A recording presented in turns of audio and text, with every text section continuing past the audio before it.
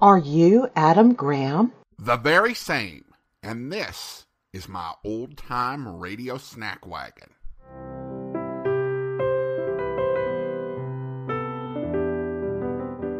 Welcome to the old-time radio snack wagon, where we serve up a bite-sized portion of old-time radio. And now, here's your snack wagon host, Adam Graham.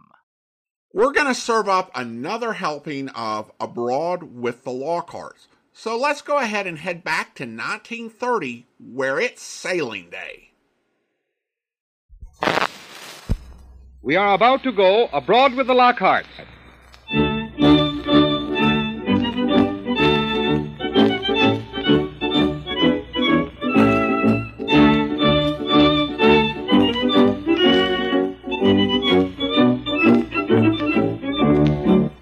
Mr. and Mrs. Lockhart are taking a trip to Europe. That is, Mrs. Lockhart is taking Mr. Lockhart. As you probably know, Mr. Lockhart represents the average type of businessman. Blunt, comfortable, knows his own mind, enjoys his business and community, and would much rather have gone fishing. Mrs. Lockhart represents the pleasant type of housewife, belongs to the woman's club and the literary club of her town, and still retains the spirit of romance. We listen in on them as they arrive at the pier in New York on sailing day. Here we are, dear. Yes, here we are, but where are we? At the pier, dear, on our way to Europe. Just think of it. I don't want to think of it. Now, dear, don't be so grumpy. Remember, you've taken this trip to please me. I can't forget it. Very well, then. And I hope you won't. Of course not, dear. And I'm not grumpy. I'm just wondering. Wondering? Wondering what? Wondering why people ever go to Europe when the government charges them to leave this country and other countries charge them to get into theirs. Oh, now, dear, please don't start on that passport trouble again. And when you've got to show birth certificates, marriage certificates... Yes, but, dear, it's only... And get a magistrate to vouch for your good character. Yes, darling, And after you produce a clean bill of health and morals, they put a photograph of you in your passport that makes you look like a crook and a gunman. But, dear, will you listen? Well... Everyone has to go through that, dear, and after all, it's only red tape. That's the best thing you've said today. It really doesn't mean anything. That's just what makes me mad. I feel as if I'd been gone over with a microscope. Well, it's all over now, dear. I hope you're right, for I tell you right now, if we've got to go through that same rigmarole in every country we come to, it'll spoil my trip, and I'd rather have stayed home and gone fishing. It won't be as bad as that. Once we get on board, the steward will do everything for us. There's a porter, dear. Where? Over there. Hey, porter, take this baggage. Yes, sir. Dear, you mustn't call it baggage anymore. It's luggage now. Luggage? Why is it luggage? Because it said in the guidebook that in Europe, baggage is luggage. Now, I'm not going to change my vocabulary just because we're going to Europe. Yes, but dear... It was baggage when we left home yesterday, and it'll be baggage until we get home. All right, stubborn. I'm not stubborn. The porter's waiting. Follow me, sir. Where to? This way, sir. Have you got your tickets ready, dear? Yes, they're in my pocket. And the passport? And the passport. Here we are, sir. Just get in line here and do what that man says. I will, as long as he's reasonable. Tickets, please. Tickets, dear. All right, I got them here in my... Well, now that's strange. Haven't you got them? Why, yes, I thought I put them here in my outside pocket. What's that in your other pocket? That's the passport. Look in your inside pocket. No, they're not there. Oh, dear. What's that on your hip pocket? Huh? In your hip pocket. Oh, nothing, dear, nothing. Now, where could I have put those tickets? Oh, you said a minute ago you had them handy. So I did. Maybe I gave them to you. No, you didn't, or I'd remember it. Well, now, are you sure? I'm positive. You didn't give them to me. Hurry up, please. Well, will you just look in your purse and see? Oh, it's no good. You're just wasting time. I know I haven't got... Oh, my goodness, yes, here they are. I thought you had them. Hurry up, please. All right. Here they are. Fill in these 2 forms, please, and present them to the gangplank. What do I write on them? Follow the instructions and see that your baggage is taken on board. Show your passport at the next desk. Where did you say? Over there, dear. Where it says passport. Passport, please. Here it is. Are you a citizen of this country by birth? I am. Were your parents and grandparents born in this country? Oh, yes, sir. Now, sir, is this your signature? Yes, that's my signature, but I was sort of tired And is when this a recent photograph of you? Yes, I had it taken only the other... And you, madam, is this a recent photograph of you? Yes, but it was taken early in the morning, and I wasn't feeling Is this very... man your husband? Why, yes. Here, now look here. I gave all this information when I sent for the passport, and I don't want to be bothered with All right, sir. Those little questions are just formalities. Formalities? That's all, sir. Oh, just so we can have a little chat. They don't mean anything. Well, not in your case. Pass on now, please. You mean we can get on the boat now? You can get on the boat now. Don't you want to see my distinguishing marks? It's not necessary, sir. Now, I've got a nice little mole on the back of my neck. I'm just dying to show you. It's really not necessary. It's on your passport. You may think it's on my passport, young man, but I know it's on my neck. Pass on, please. Getting on one of these boats is as easy as getting a loan without collateral. There's the steward, dear. This way, sir. Mind the gangplank. I'll show you to your cabin. Oh, Will, I'm so thrilled. Follow me, sir. Oh, dear. Just look at all those beautiful bouquets of flowers. They must have been sent by friends. And doesn't the ship look a picture, dear? So clean and spick and span. Uh-huh. Oh, we are lucky. All visitors ashore. All visitors ashore. All visitors ashore, all ashore, that's going ashore, all visitors ashore. All visitors ashore, all ashore, that's going ashore. You are, sir. This is your cabin. Oh, isn't this cute? What, is this where we spend 5 days in this cubbyhole? No, dear, we'll only be in here to sleep. It's no bigger than the cabin in Charlie's motorboat. Oh, I think it's very nice. On that plan they showed us, this place looked as large as our front room. Well, sir, it's quite a good-sized cabin as cabins go. I'd hate to see your small ones. What deck is this? This is deck C, sir. And what's above us here? The promenade deck, sir. And what is the promenade deck? That's where everybody walks up and down, sir. That'll be nice. Oh, you won't hear them, sir. Now, dear, let's find out what we have to do. All right. Now, look here, steward. I've got to take someone into my confidence, and you're elected. I'm what, sir? You're elected. You're the friend in need. Quite so, sir. Now, this is our first trip on the ocean. So I see, sir. Oh, you do? Here, tell him what you want. Well, steward, we want to be told what to do. Quite so, sir. I take care of everything for you. Good. You'll take care of everything for us. Yes, sir. I'll do all I can for you. Just leave everything to me, sir. Now, that's lovely. The steward will do everything for us, dear. Now we're getting somewhere. Steward, what's the first thing? Well, sir, there's your dining saloon accommodation, your deck chairs, and your baths. Those are the first things. Well, now, let's arrange about our baths. Certainly, madam. Now, what time would you like to have your bath? I suppose we can have our bath whenever we get up, can't we? Oh, you must set a definite time, sir. What? Well, let's say 9 o'clock, dear. Very good, madam. Now, you'll arrange that for us, steward? Oh, not me, sir. You'll have to see the bath steward about your baths. But I thought you just said... You don't attend to the bath, steward? No, madam. The bath steward attends to the baths. Ah. Well, then, about our seats at the dining room table. Yes, madam. You'll attend to that for us? Well, no, madam. You'll have to see the dining saloon steward for them, madam. Oh, you don't attend to that either? No, sir. The dining saloon steward attends to the dining arrangements. Well, I'll be... Now, about our deck chairs. Yes, madam. Where do you think we ought to have them placed? Well, madam, forward is a very good place to have them.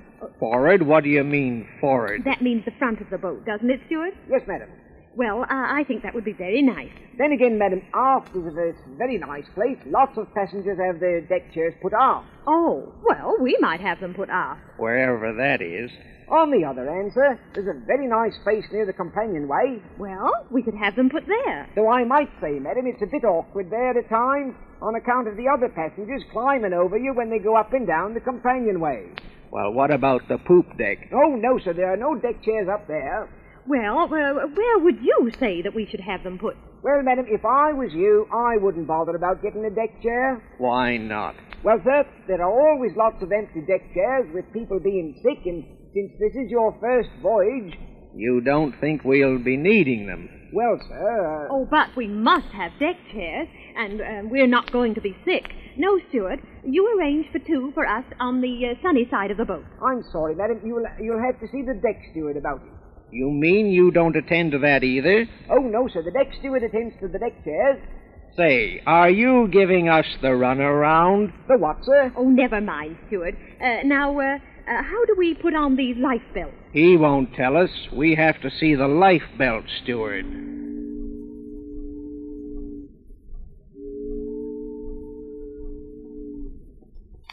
Oh, I'll be very pleased to tell you, sir, but if I may say so, I haven't much faith in life belts. Why not? Well, madam, in case anything should happen, you'll have quite enough to do keeping yourself above water, let alone holding up a life preserver. Gracious. Excuse me, sir. I'll just get one down from over your head there and recite the instructions. Now then, sir, life belts are found in the cabins over the wardrobe. They are to be used only in case of danger. We're not allowed to play with them on the deck. Oh, no, sir. Now, the regulation life belt is composed of 8 sections of cork covered with waterproof canvas, 4 sections for your front, 4 sections for your back, and joined together by 2 strips of canvas. The head is placed in between the 2 strips. The 4 tapes are then wound over the shoulders and passed in the reverse direction underneath the armpits in counterclockwise fashion so as to meet eventually in the front where the upper and lower tapes remaining are passed around again around the body and tied securely behind the head. That's all there is to it, sir. It's quite simple. How long do you think it would take us to put them on? Oh, sir, after a few days' practice, you should be able to do it in half an hour comfortably. But as I say, sir, I wouldn't bother about them if I were you. Well, what are they put in the cabins for? Well, madam, they act as a sort of moral support, as you might say, as long as you don't have to use it. Now, is there anything else I can do, sir? Well, do you mind telling me, or letting me ask you a personal question? Oh, no, sir. Just what do you do on this ship? Oh, I find lots to keep me busy, sir, answering questions and keeping passengers happy. I see. You're sort of head man. Beg pardon, sir? Oh, Will. Never mind, Steward. You wouldn't understand. Quite so, sir. Will that be all, sir? It's too much. Thank you, sir. Now, I'll send the bath steward and the dining steward and the deck steward to you, sir. And if you don't mind my suggesting it, sir, they're a bit busy today at first, you know, but a little promise of something will do wonders. We understand. A little tip, dear. That's right, madam. We're all human, you know, myself included. I get you. Thank you, sir. Now, will that be all, sir? That's all. Thank you. Shall I close the door, sir? Well, now, I didn't want to ask you in case you had to send for the door, Steward. Yes, my boy, you may close the door. You? There now, dear. We know just what to do. Oh, it's going to be such a restful trip. Restful? Say, this bird has just given me a week's work rounding up all these stewards. Now, don't worry, dear. In an hour, we'll be 3 miles out, and... Do you remember what that circular said? Everything is done for you. Just buy your ticket and forget everything. Lazy days at sea Oh, and... look, dear, look. Look, we're passing the Statue of Liberty. Well, old Lib herself. And I never knew before... What, dear? I never knew before that she stands with her face to Europe and her back to America. Why, so she does. So she does. Goodbye. Goodbye. What were you saying, dear, about 3 miles out?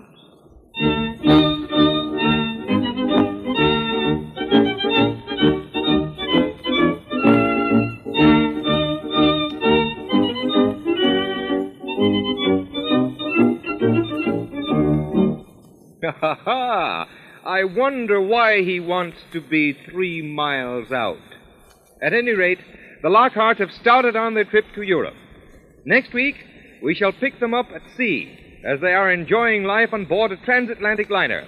And we hope that you will again listen in as we travel abroad with the Lockharts. Welcome back. This episode was a treat. Abroad with the Lockharts effectively preserves what it was like to travel internationally in 1930, with probably a few exaggerations thrown in for comedic effect. Because this was a funny episode, and so relatable if you've traveled. What can I say about Will Lockhart? I was listening to this in Walmart and absolutely cracked up in the middle of the baking aisle when Will offered to show his distinguishing mark. I mean, he just has a gift for pointing out the absurdity of the whole situation. And his commentary on all the different specialized stewards was also appreciated. He says the type of things a lot of travelers think but either are too shy or too tired to go into. It does go to show that travel has usually been a difficult proposition involving a lot of red tape for a long time. Just the way that it's difficult has changed over the last 94 years.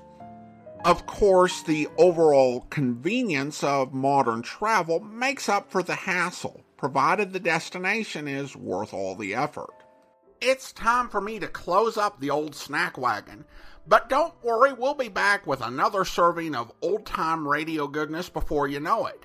If you want to enjoy some of our longer form podcasts, you can feast away at my website at greatdetectives.net. Your emails are also welcome at adam@snackwagon.net. The Old Time Radio Snack Wagon comes to you from Boise, Idaho. Your host is Adam Graham. Sound production is by Rhines Media, LLC. You can listen to past episodes of the Old Time Radio Snack Wagon as well as connect on social media at our website at snackwagon.net. Email suggestions for episodes to adam@snackwagon.net. This has been the Old Time Radio Snack Wagon.